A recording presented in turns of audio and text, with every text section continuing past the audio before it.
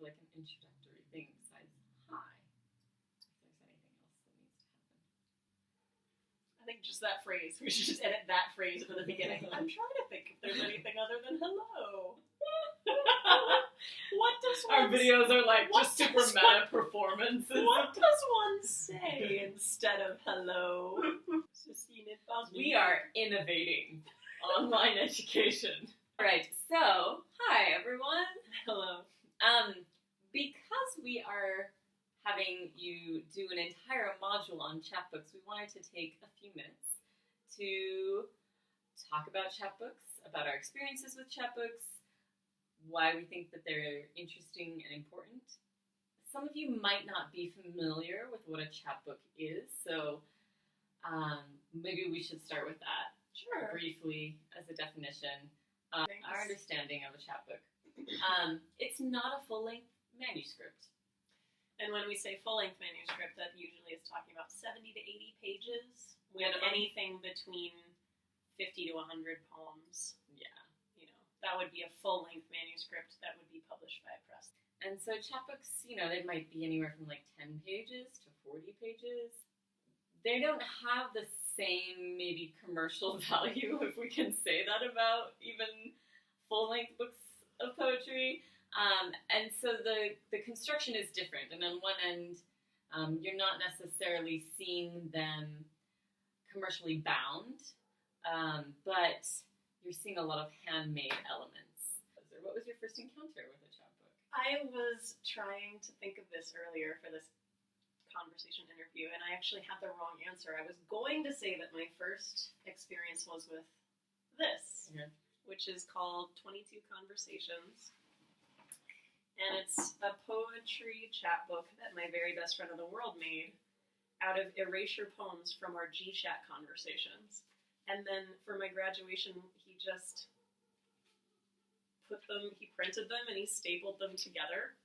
What are the erasures like? Are they, was there a guiding sort of, I don't know, thread or theme? Or, I'm just curious, how obviously the fact that they're from G-Chats and there's a similar, procedural element to them. And it's a gift, too. Mm-hmm. Yeah, I don't know. Yeah, I mean, as far as this particular chapbook goes, each poem is selected from one conversation, so no more than one conversation goes into one poem.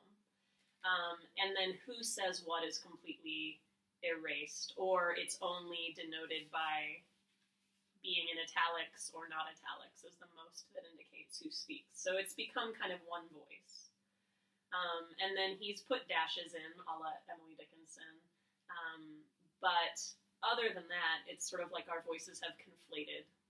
And he just draws out themes that repeat within our conversation. So there's a lot of sexual innuendo and jokes, as well as a lot of talk about kind of disability and mental health issues. But other than that, it is literally 22 conversations. So I was going to say this was the first chapbook that really quickly. I also really love the long form of it, right? Yeah, it's like scrolling through a chat. Yeah. Oh, that's nice. I hadn't even put that together. But I think what's nice about it, too, is I always know where it is because it's its own shape. So in a stack of books in my bookshelf, nice. I always know where this particular book is because it has its little ribbon. Yeah. And it's this awkward shape that doesn't fit anywhere else. And that is the fun thing about chapbooks is that the format also, because you're not having to mass produce anything, can be weird. Yeah.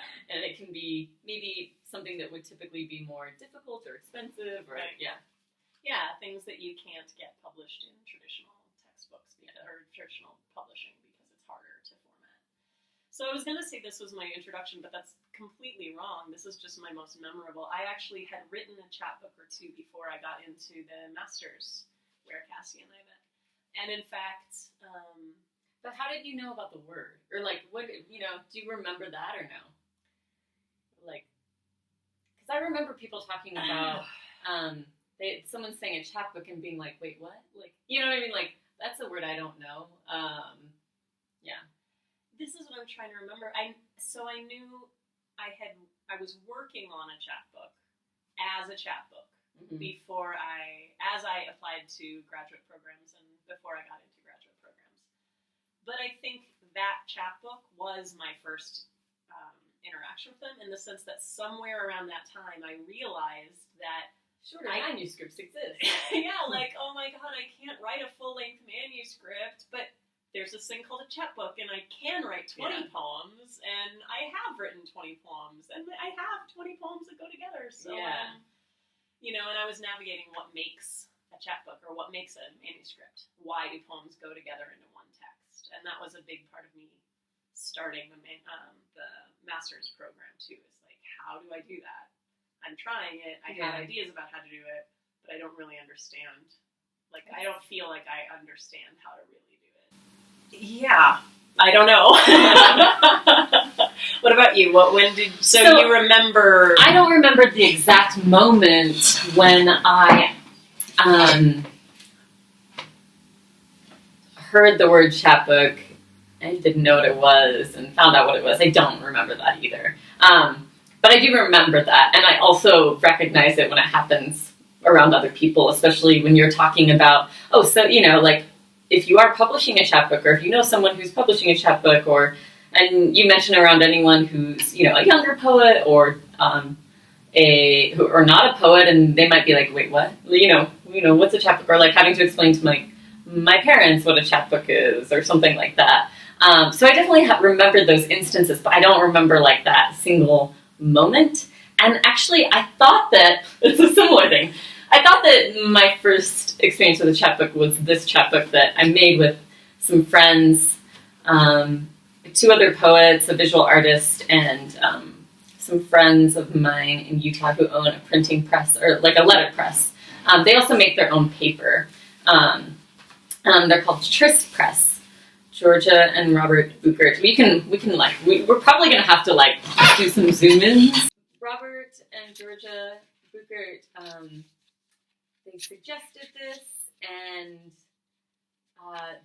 they have several printing presses, and I was super excited to work on a printing press. But I don't remember if I knew what a chapbook was, and they taught me, because that also overlapped with my first year of graduate school, and so I might have heard of it. But I don't know that I had read one before doing this. And so I got to help with the actual layout of the type. And they did a combination of actual lead type and another process I don't remember the name of, where it's with plastic. Basically, the type is made out of raised plastic, so it's still indenting, but it's not lead, and it's a little easier in some ways than laying out type for long poems and things like that. But I loved the experience of